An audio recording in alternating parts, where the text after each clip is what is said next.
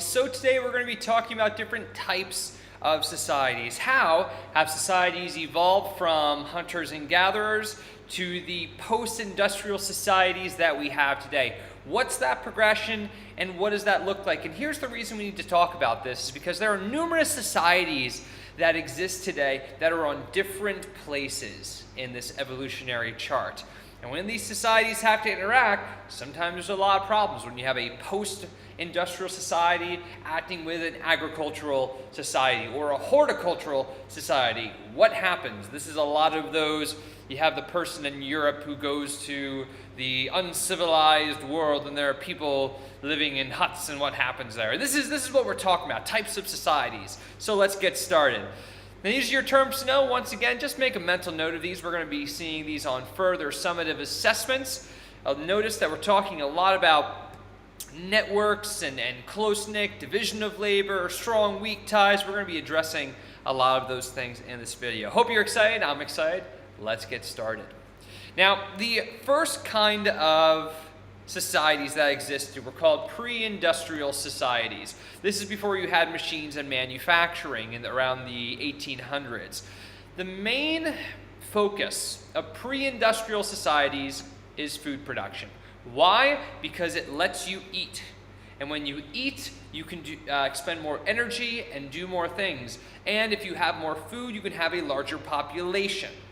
So food's really important to pre-industrial societies. So these pre-industrial societies that we're going to talk about are separated by how they produce food and what technology they're using to produce food.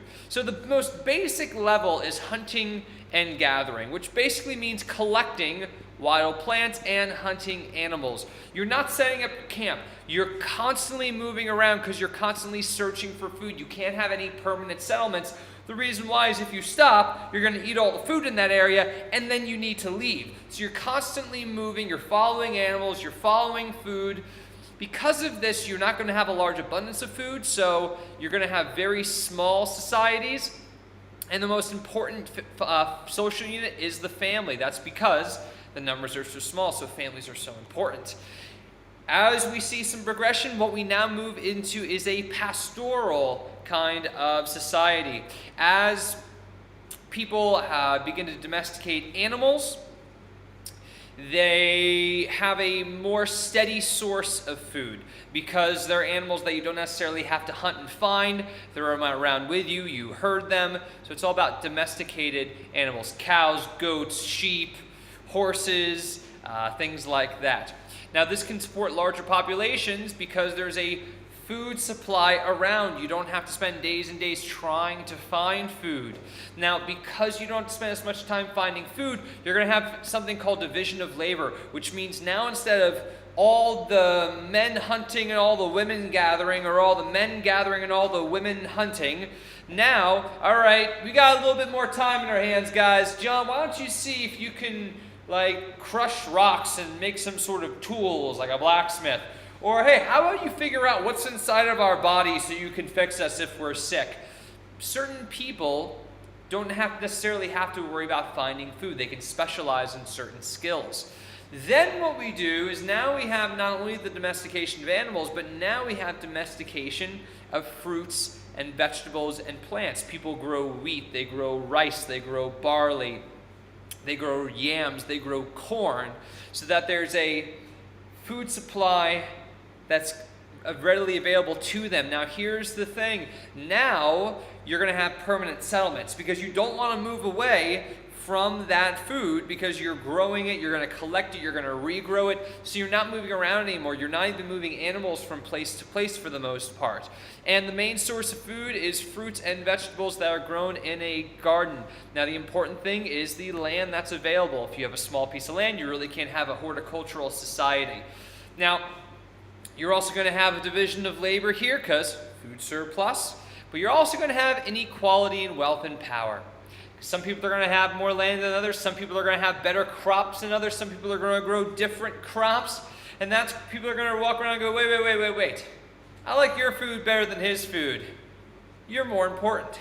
So now there's going to be different levels of wealth and money, because how you're going to buy this food, different levels of influence and power. So here's where our different social classes start to come about. After this, we have agricultural societies, which is horticulture, right? You grow crops, but you're using animals to plow the fields to grow crops. A plow will turn up soil, so it's easier to plant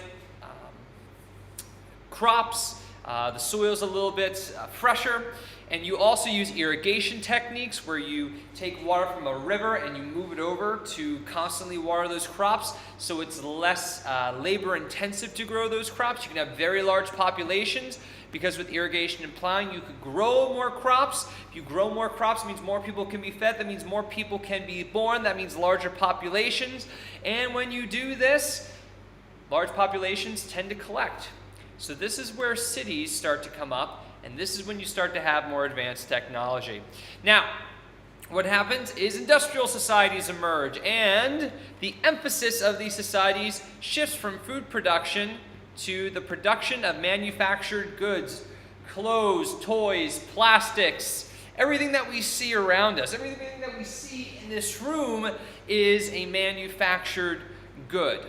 Now, this is done with the help of machines, and food production is done by the help of machines, which means food can be made faster and harvested faster and transported faster, which means larger populations. And this is also going to lead to urbanization, because it's so important to create manufactured goods. That's where the jobs are going to be, so everyone's going to go to those city centers to get the jobs. So we have large concentrations of people in cities. Because of that, that's pay, that's wages, that's positions. So we're going to see a lot more competition for a social position. This is where you see lower, middle, and upper class societies.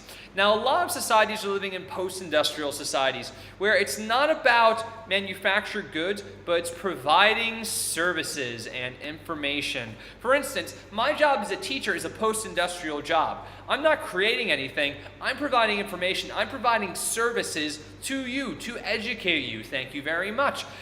A lot of Western societies are post-industrial. For instance, 73% of the population of the United States work in post-industrial jobs. They're called servers at restaurants. They're called customer service people at stores.